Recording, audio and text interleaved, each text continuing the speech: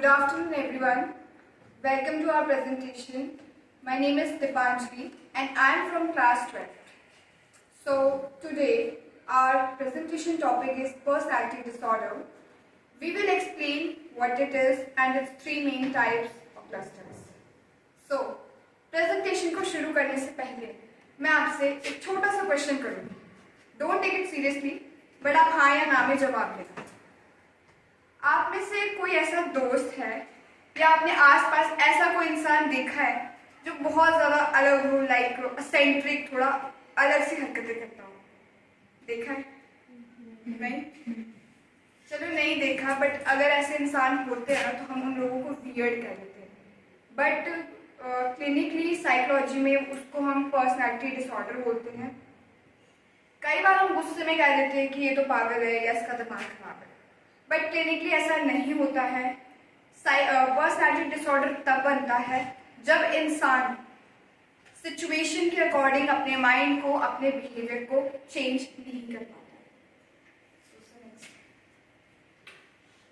So what is the personality disorder? That is a deeply ingrained, long-lasting pattern of thinking, feeling and behaving. यानी ये सोचने, feel करने और behave करने का एक ऐसा deeply ingrained long lasting pattern. Ingrained होता है यानी कि इंसान के अंदर जो गहरा बैठा हुआ है, मतलब मन में फिक्स है, वो ऐसा पैटर्न है जो इंसान के अंदर पूरी तरह से फिक्स हो जाता है. इसका सबसे बड़ा साइन है इनफ्लेक्सिबल बिहेवियर. यानी नॉर्मल लोग जो होते हैं वो सिचुएशन के अकॉर्डिंग खुद के बिहेवियर को कर लेते हैं, मतलब वो मैनेज कर लेते हैं. बट जिनको पर्सनैलिटी डिसऑर्डर होते हैं वो इजीली जो है पर्सनैलिटी डिसऑर्डर को नहीं कर पाते ठीक, मतलब उनके अंदर डर बैठ जाता है और फिर चाहे वो उनकी वजह से दूसरों को हर्ट भी हो तो भी उन्हें कोई फर्क नहीं पड़ता. और इसके जो इम्पेयरमेंट होते हैं यानी असर होते हैं, सिम्टम्स होते हैं, वो अडोलसेंस यानी अडल्टहुड, लाइक जैसे हमारी एजेस है 18-20 एजेस में, ये उसमें सिम्टम्स दिखने लग जाते हैं और इसके इम्पेयरमेंट इतने ज़्यादा बुरे लग जाते हैं कि कई बार ये सोशल लाइफ को और प्रोफेशनल लाइफ को या हमारी पर्सनल लाइफ को इफेक्ट कर देता है, डिस्ट्रॉय कर देता है. नेक्स्ट, सो साइकियाट्री में इन चीज़ों को 3 क्लस्टर्स में डिवाइड किया गया है. सो क्लस्टर्स ए के बारे में आपको निष्ठा बताएंगे. Good afternoon everyone, my name is निष्ठा. तो सबसे पहले क्लस्टर ए, जैसे कि आप ओल्ड एंड इलेक्ट्रिक यानी अनोखा और अजीब बिहेवियर, जिसे हम तीन लोग होते हैं. पहला है और सबसे पहला है पैरानॉइड पर्सनैलिटी डिसऑर्डर. इनका एक ही फंडा होता है जिसमें हम जैसे ट्रस्ट कर सकते हैं और कर सकते हैं, इसमें ट्रस्ट कर सकते हैं और बिना किसी वैलिड रीज़न के हर किसी पर एक्सट्रीम डिस्ट्रेस यानी शक अगर हम इनकी हेल्प भी करना चाहेंगे तो इन्हें लगेगा कि हम अपना ही स्वार्थ है. नेक्स्ट है आपका स्कीज़ॉइड पर्सनैलिटी डिसऑर्डर. इनका अपना ही रूल होता है. इसमें अकेले ये बोलते हैं कि हमें अकेला ही छोड़. इनको रिश्ते बनाने में कोई ज़ीरो इंटरेस्ट होता है और दोस्त बनाने में और ये अकेलेपन में ही रहते हैं. Next, schizotypal personality disorder.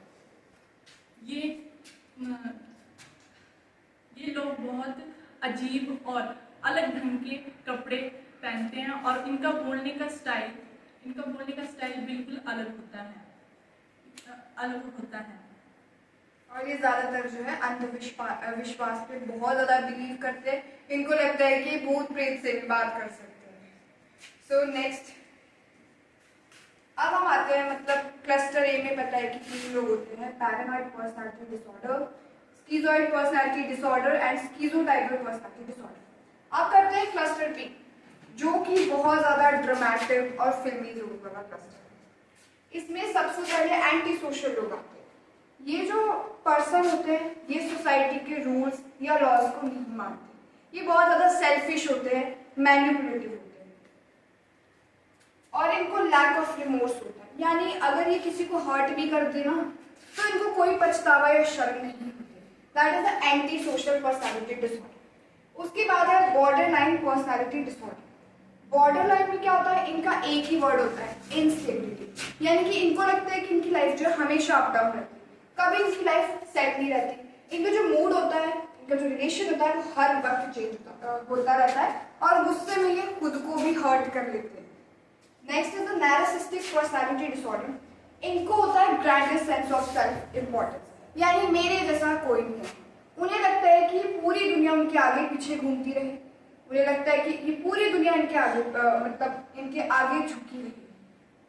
और इनके अंदर लैक ऑफ एम्पैथी होता है, यानी कि ये इनको किसी के फीलिंग्स की कोई कदर नहीं होती। नेक्स्ट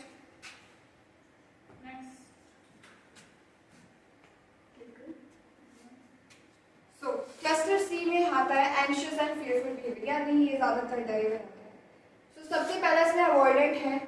अवॉइडेंट होते हैं, इनको एक्सट्रीम सोशल एंजाइटी होती है, फीलिंग्स ऑफ इनएडिक्वेंसी एंड सिंपैथी। ये सोचते हैं ना कि बाकी ना मुझसे बहुत ज्यादा है, यानी मैं कुछ भी नहीं हूँ। और ये रिजेक्शन और इंसल्ट के डर से इनको इतना डर होता है कि बाहर जाना ही बंद कर देते हैं या लोगों से बात करना ही बंद कर देते हैं। नेक्स्ट है ऑब्सेसिव कंपल्सिव, यानी कि इनको चाहिए हर चीज परफेक्ट। इनको ये चाहते हैं कि हर चीज पर इनका कंट्रोल हो। अगर इनके टेबल पर एक पेन भी टेढ़ा मेढ़ा हो जाए ना तो इरिटेट हो जाते हैं, इनको गुस्सा आ जाता है। That is the obsessive compulsive. Last जो क्लस्टर का पर्सनैलिटी डिसऑर्डर है वो आपको रिश्ता में डिपेंडेंट। ये लोग खुद को एकदम छोड़ देते हैं, मतलब डिसीजन को छोड़ देते हैं। ये सोचते हैं कि हम अपना डिसीजन खुद नहीं ले सकते, ये दूसरों पे डिपेंड रहते हैं और इन्हें अकेले रहने में भी डर लगता है। सो नेक्स्ट, अब सवाल ये है कि ये चीजें होती क्यों है। इसके दो कारण हैं। सबसे पहला होता है जेनेटिक्स, यानी कि अगर किसी भी फैमिली मेंबर में अगर पहले से किसी को ऐसा मेंटल इश्यू होता है ना या कोई पर्सनैलिटी डिसऑर्डर होता है तो ये जो है बायोलॉजिकली बच्चे में भी ट्रांसफर हो जाता है। सेकेंड आपका चाइल्डहुड ट्रॉमा। इसमें बचपन में झेले गए अब्यूज, इनिजेंट और जस्ट मतलब बहुत ऐसे मतलब बहुत स्टिल या फिर बच्चों पर दिमाग की तरफ मोड़ देते हैं, जिससे न्यूरोबायोलॉजिकल डिमांड ब्रेन केमिकल और इनबैलेंस भी उसके लिए रिस्पॉन्सिबल है। सो अब आती है ट्रीटमेंट और मैनेजमेंट की बारी। Number 1 point is psychotherapy.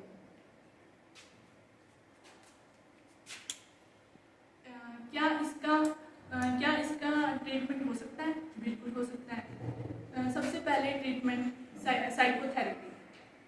इसमें 2 ट्रीटमेंट होते हैं। पहला है CBT, जिसमें गलत थॉट को बदल देती है, और दूसरा है BPT, इसमें DPT, इसमें इमोशनल और गुस्से को कंट्रोल करती है।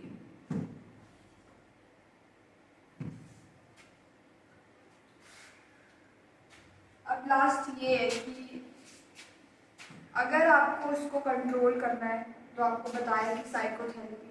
देखो इसकी कोई स्पेसिफिक मेडिसिन नहीं होती, डॉक्टर ऐसी कोई स्पेसिफिक मेडिसिन प्रोवाइड नहीं करते पर्सनैलिटी डिसऑर्डर की। लेकिन अगर हाँ कोई डिप्रेशन है, एंजाइटी है तो ये प्रोवाइड करते हैं और उसकी भी सही डोजेस लेनी पड़ती है। और जो आज की हमारी प्रेजेंटेशन थी उसका जो मॉरल है वो सिर्फ पढ़ना नहीं है, बल्कि जिन लोगों को ये पर्सनैलिटी डिसऑर्डर्स होते हैं, लाइक वो और ही नहीं है, हम में आप में किसी में भी हो सकता है वो डिसऑर्डर, वो बुरे नहीं होते, उनको अंडरस्टैंडिंग प्रोफेशनल केयर की जरूरत होती है। So thank you so much everyone. Any question?